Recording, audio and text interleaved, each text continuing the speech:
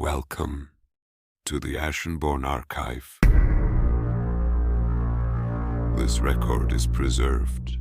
Begin. Audio Codex Entry 5. The VoidKing. Kingdoms burn beneath his feet. Before the Obsidian Citadel crowned the horizon, before the spires of black glass pierced the sky like frozen screams, there was a king. Not a myth, not a whisper. He was flesh and will, sovereign over Ashenreach in an age that still believed itself whole.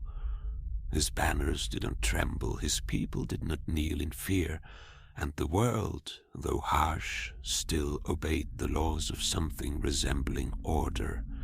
He was not weak, he was not cruel, but he was drawn, as all rulers are, to the promise of power that lay beyond understanding. When the black impact tore the heavens open and the starfall Leviathan bled its Hollowlight into the wound of the earth, he did not retreat as others did. He descended. They say the crater did not welcome him. It consumed him. Stone warped beneath his steps, gravity bent inward, and the deeper he walked, the less the world resembled itself. Light died, sound thinned, thought itself began to unravel. And still he continued, driven by something that was not courage, nor curiosity, but inevitability.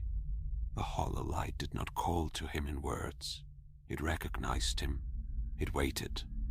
And when he reached the heart of the impact where reality had been split open, and something older than existence bled into the world, he did not resist. He stepped forward. He let it take him. He let it rewrite him. What returned was not a king.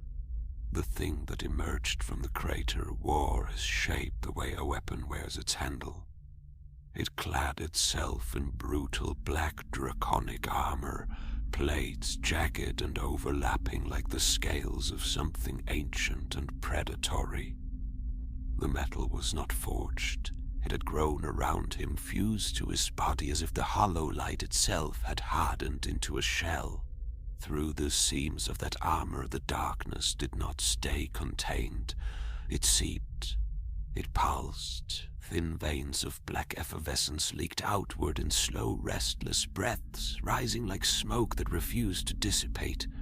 He burned within it, not with flame, but with pressure, with something vast and violent that could not be extinguished, only contained.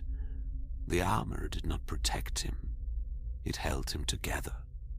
His movements were no longer guided by restraint or reason. They were absolute. Each step carried weight beyond flesh. Each motion bent the air around him as though the world itself recoiled from his presence. Where once stood a sovereign of men, there now walked something else entirely. A Hollowlight juggernaut, a force given form, a will sharpened into violence. He did not reclaim his throne, he erased it. Cities did not fall to siege, they were unmade. Walls collapsed inward as though remembering they were dust. Towers leaned and shattered without being touched. Armies broke before ever striking him, their courage dissolving into something closer to instinct than fear. Those who faced him did not describe battle, they described impact, violence without pause, without hesitation, without end. He did not conquer, he annihilated. Limbs shattered, steel split. The ground itself fractured beneath the sheer brutality of his advance, and where his blade, or what remained of it, passed, there was no wound to mend, only absence, only ruin that did not remember what it once was. They called him the VoidKing not because he ruled, but because nothing remained where he stood. The Obsidian Citadel rose not by design, but by consequence.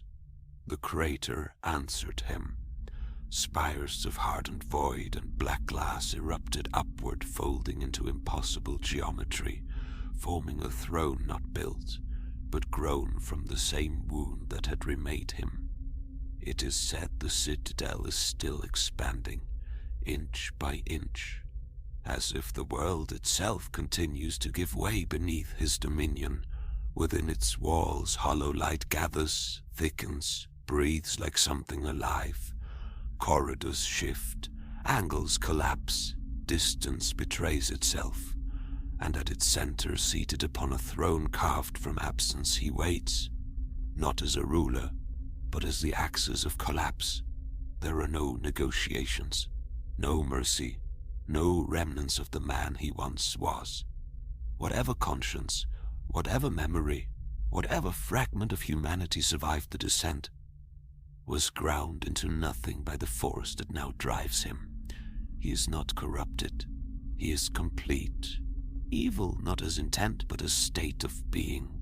Inhumanly brutal, endlessly violent, a living continuation of the Black Impact itself, given shape so that destruction may walk.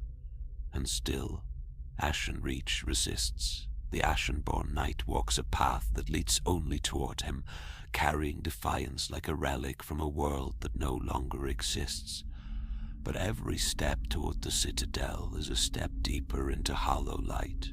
Every breath is taken in a land already claimed.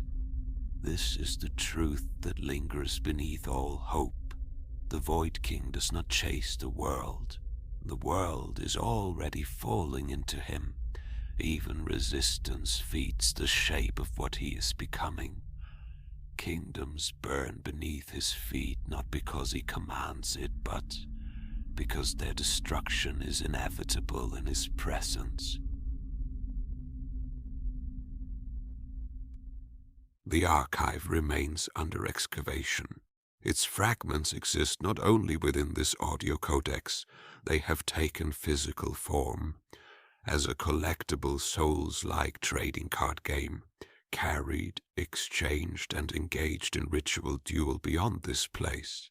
Those who would hold the relic fragment cards may seek them at ashenbornearchive.com. The archive's presence endures across the outer channels. Seek the social archives listed in the show notes. Follow if you would continue, or remain and forget.